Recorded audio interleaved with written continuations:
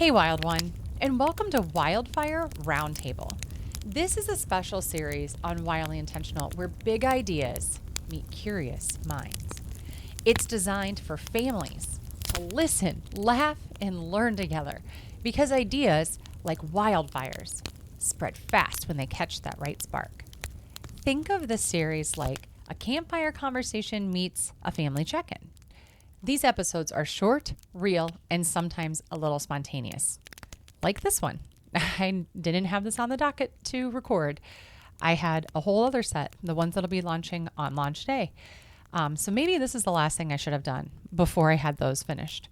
But something happened this week that stopped me in my tracks. And I couldn't shake the feeling that it needed to be said. So if you're feeling stretched, distracted, or you're trying to do all the things at once, this one's for you. It's for the parents, the builders, the dreamers, tired mamas, the ones that are trying to get it right and feel like they're falling short. It's for families figuring out what really matters. Because the truth is, I've been pouring everything into this podcast. But today, I was reminded that my real work is right here in my four walls. Let's talk about what happened and what it's trying to teach me. Here's what's on my heart today. The past couple of weeks, my kids have been acting out. More bickering, more attitudes, just off. And I keep trying to pinpoint it in my mind. Is this because we just moved them into the same room? Are they spending too much time together? Maybe it's both of those things. Maybe it's a little of everything. But today, they called me out. They told me what was really going on. I haven't been doing the things that we love to do together. I haven't been reading as many books aloud to them. I haven't been playing with them as much, not giving them as many snuggles, because I've been pouring everything, my heart, my mind, energy into this podcast. And honestly, they were right.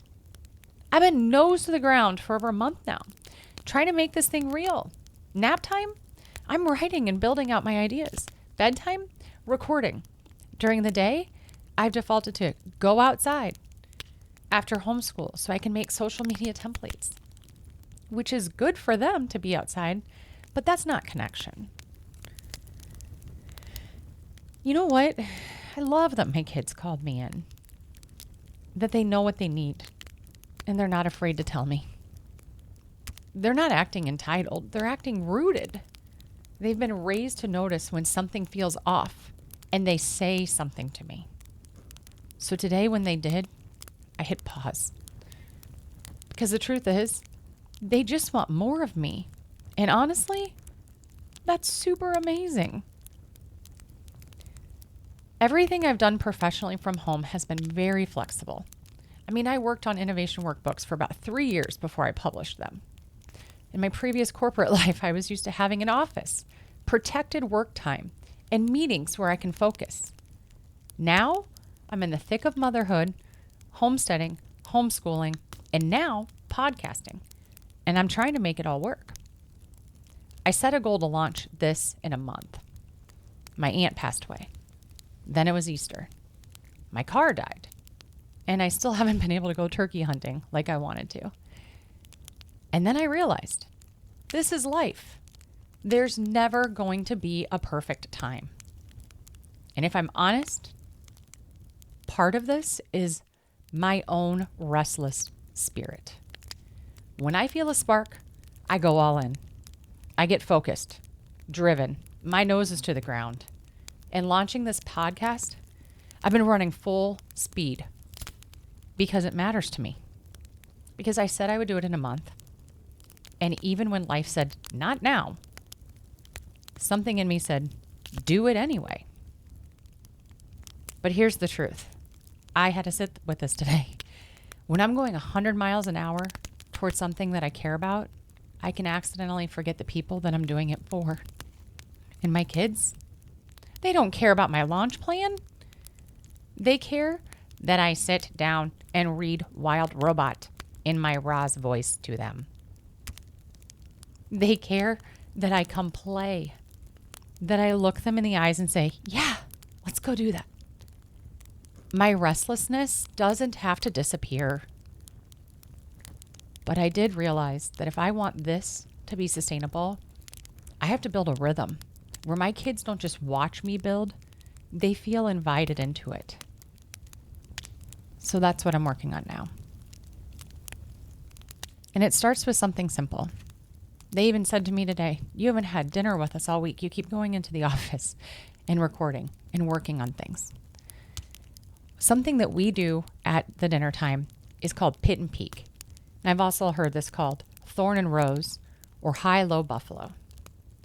What you do is you just ask each person at the table, what was your high today? What was your low? And what was something weird or funny or random? That can be the buffalo. Doing this with your family and letting each person share and then asking questions and extrapolating on it a little bit is guaranteed to give you so much more than how was work today?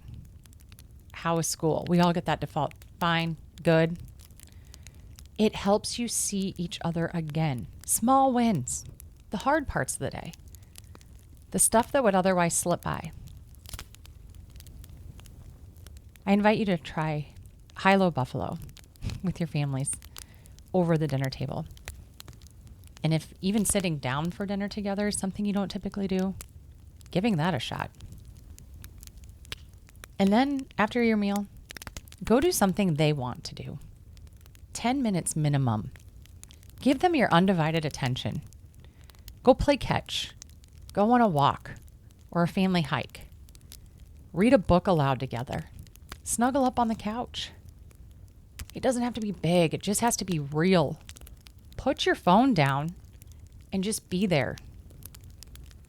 Because here's the truth. The emails can wait. Everything will always be there. But your kids at that table with you, they won't. And they're not asking for perfection from you. They're simply asking for your presence. I know I'm going to show up differently tomorrow morning when I see them. That's your wildfire for today. Go connect. Go play. Go fill their bucket and yours too. I'll be back next week with a handful of new episodes. Until then, stay rooted, be brave, and live wildly